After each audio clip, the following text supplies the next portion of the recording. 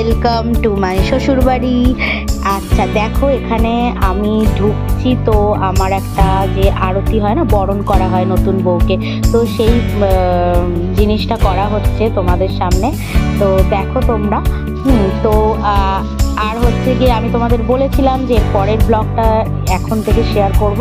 তো আমি এটা দেখাচ্ছি হচ্ছে শনিবারের ভিডিও। তো আমি তো বন্দে ভারতের ওই ভিডিওটা দিয়েছিলাম, তো এখন হচ্ছে শনিবারের ভিডিও। আমি শ্বশুরবাড়িতে ঢুকছি, তারপরে কি কি করা হচ্ছে, কি কি আমি করলাম, সমস্ত কিছু তোমাদের সাথে শেয়ার করব। দেখতে থাকো বঙ্গরিচা স্ত্রীকে।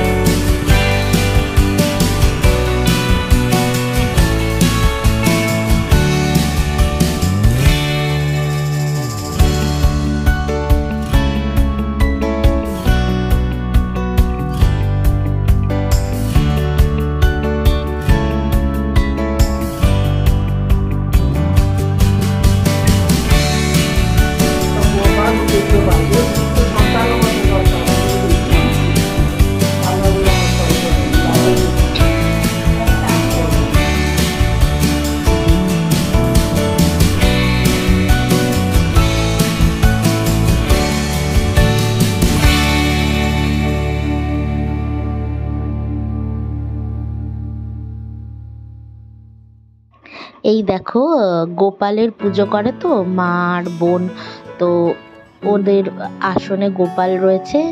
আমাদের গোপালকে আমি ওই জন্য একটু প্রণাম টনাম করে নিলাম। এই দেখো আমাদের ছোট্ট সোনা, এই ছোট্ট সোনাটার জন্য আমরা এসছি ছুটে ছুটে দেখতে। এই হচ্ছে আমার ছোট ননদের পুচকু হয়েছে। দেখো তোমরা, আমি মামি হিসাবে প্রথম মুখ দেখলাম, হ্যাঁ, দিয়ে কোলে নিলাম। প্রথম মুখ দেখে পুচকুকে আশীর্বাদ করলাম, দিয়ে তারপরে আমি এখন আদর করছি। পুচকু আমার কোলে আদর খাচ্ছে। এই দেখো সবাই।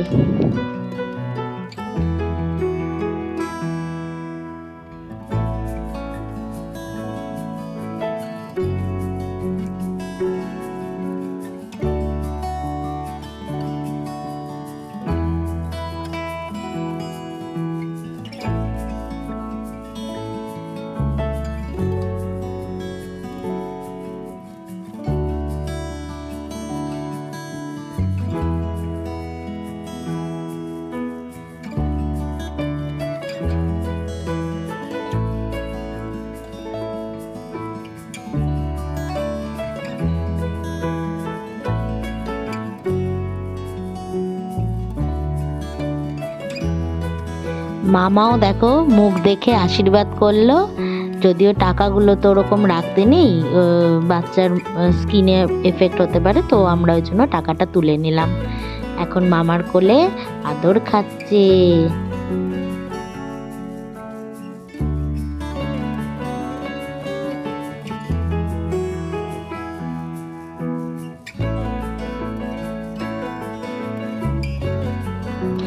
এই ফাঁকে আমি সবার একটু ছবি তুলে নিচ্ছি। দেখো মা তো কনফিউশন চোখ নিয়ে তাকাচ্ছে, বাকিরা সবাই একটু টুকটাক কাজ করে নিচ্ছে, আমি সেই ফাঁকে একটু সবাইকে ক্যামেরা বন্দি করে নিচ্ছি। এই হচ্ছে আমার ছোট ননদ। আর এই ফাঁকে আমাদের লাঞ্চ রেডি। দেখো ফুলকপি পকোড়া, পনিরের তরকারি, ও পনিরটা অসাধারণ। কলকাতায় আমি বলতে পারি মানে সব থেকে দামি পনিরেরও টেস্ট এইরকম হবে না, এত সুন্দর পনির। খেয়ে দিয়ে বেরিয়ে গেলাম চটপট করে আমাদের ইষ্টদেবীর মন্দিরের পুজো দিতে। তো পুজোর মন্দিরের ছবি তো আমি এখন দেখাবো না, কিন্তু আমি এটা আমার আলাদা কন্টেন্টে অ্যাড করব, কারণ আমি ছত্রপুরের যত ভালো ভালো জায়গায় ঘুরেছি তোমাদের সাথে শেয়ার করব, সেটার আলাদাই আমি একটা কন্টেন্ট বানাবো, সেখানে আমি সব ঘোরার জায়গাগুলোকে অ্যাড করব। তো যা আপাতত আমি যাচ্ছি ওই মন্দিরে পুজো দিতে। আর তোমরা সাথে থাকো, দেখতে থাকো আমি আজকে সারাদিনে কি কি করছি। পুজো দিয়ে চলে এলাম।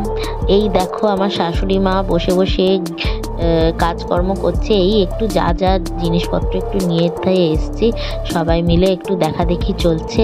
হ্যাঁ, গল্প চলছে, কথাবার্তা চলছে। এর ফাঁকেই আমার বরকে দেখো পুচকুর সাথে খেলতে শুরু করে দিয়েছে। হ্যাঁ, ওকে আদর করতে শুরু করে দিয়েছে। এই দেখো আমাদের পুচকুকে গরম সেক দেওয়া হচ্ছে, কেননা এই ভাপটা দিলে বাচ্চাদের শরীরে শীতকালের জন্য খুব ভালো, আর বোন স্ট্রং হয়। তাই মা ওকে একটু গরম তাপ দিয়ে দিচ্ছে।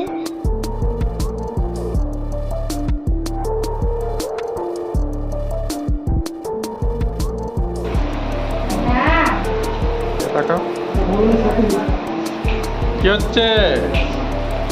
এই যে এখন এই চাট বানাবো। আচ্ছা, কি ঠিক আছে? Ganjam famous, Chhatrapur famous. আলু বন্ডা, পাকুড়ি রাখছ না? এটা দেবো এর মধ্যে।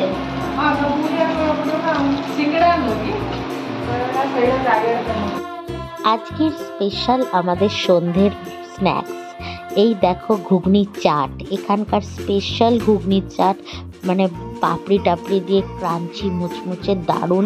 আর আমাদের ছত্রপুরের স্পেশাল হচ্ছে আলু বন্ডা। আলু বন্ডা হচ্ছে আলুর চপের মতনই, কিন্তু একটা দারুণ টেস্ট। হ্যাঁ, তারপরে তোমার ছোট ছোট পাকুড়ি রয়েছে। হ্যাঁ, এইরকম, তারপর চানা চাট, দারুণ দারুণ জিনিস দিয়ে আমরা একটা স্ন্যাক্স খেলাম, সন্ধ্যের টিফিন খেলাম। অসাধারণ খেতে সেগুলো। যাই হোক, আমার মনের অনেক দিন ইচ্ছা ছিল আলু বন্ডা খাওয়ার, আমার বর সেই ইচ্ছাটা পূরণ করে দিয়েছে। মেনি মেনি থ্যাঙ্কস টু হাবি।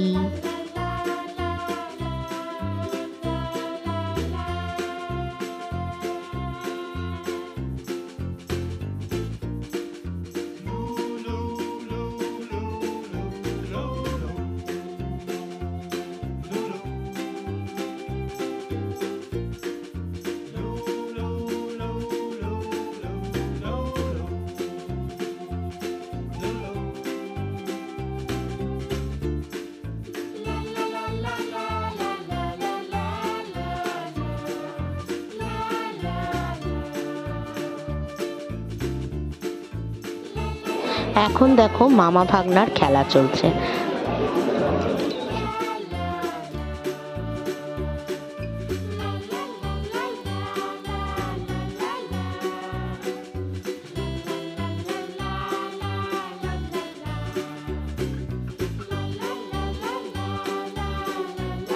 ফাইনালি রান্না তো আমাদের শুরু করতেই হবে, তাই আর দেরি না করে চলে এলাম রান্নাঘরে। তো শুরুতেই আমি আজকে ভাবলাম যে আজকে যেহেতু নিরামিষ, তাই পনির আলুর একটা তরকারি করে নেব, তাহলে আমাদের ভালো একটা আইটেম হয়ে যাবে। চলো তাহলে তাই বানিয়ে ফেলি। বন্ধুরা, এখন দেখো আমি দুটো রান্না করব। একটা হচ্ছে পায়েস করব, গুড় বাতাসা দিয়ে পায়েস করব, আর হচ্ছে আলু দিয়ে পনিরের তরকারি করব। তোমাদেরকে আমি সব বলছি কিভাবে কি করব। আমি এখানে আলুগুলোকে লম্বা লম্বা করে কেটে রেখেছি। এই দেখো, আলুগুলোকে লম্বা লম্বা করে কেটে রেখেছি, কেটে ধুয়ে রেখেছি। আর এখানে আমি আদা, লঙ্কা আর টমেটো পেস্ট করে নিয়েছি। দেখো, একদম গ্রেভি করে নিয়েছি সুন্দর করে। এবার আমি এটাকে রান্না করব, তোমাদেরকে বলছি। প্রথমে আমি দুধটা জাল দিয়ে দিচ্ছি, একটু এলাচ দেব।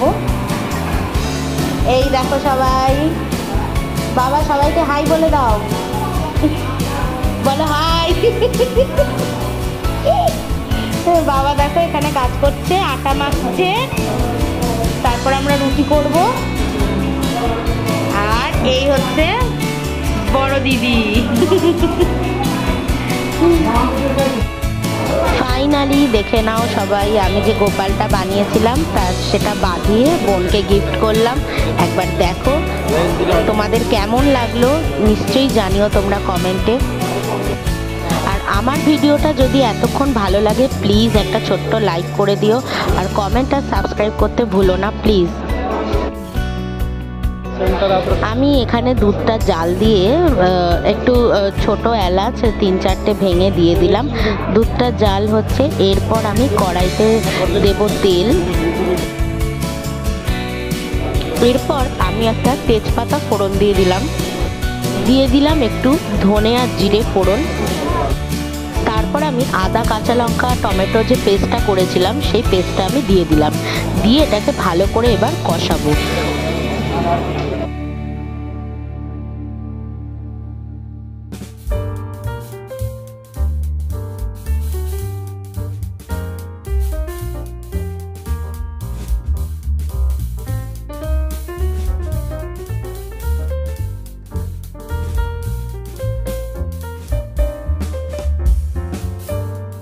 এদিকে দুধটা জাল হয়ে গেলে আমি গোবিন্দভোগ চালটাকে ভালো করে ধুয়ে আমি দুধের মধ্যে ফুটিয়ে নিচ্ছি।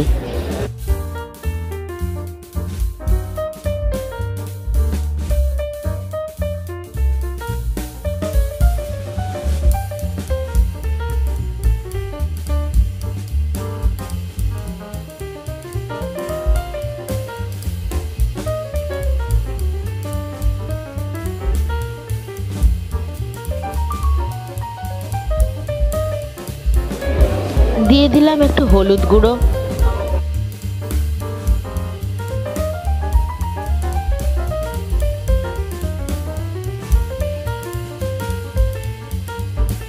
দিয়ে দিলাম পরিমাণ মতো নুন।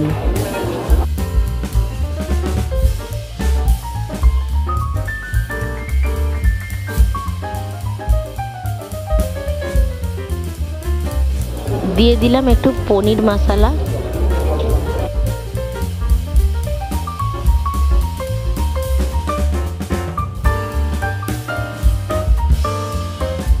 একটু লঙ্কা গুঁড়ো। পুরো মিশ্রণটাকে ভালো করে কষিয়ে নেব যতক্ষণ না তেল ছাড়ছে।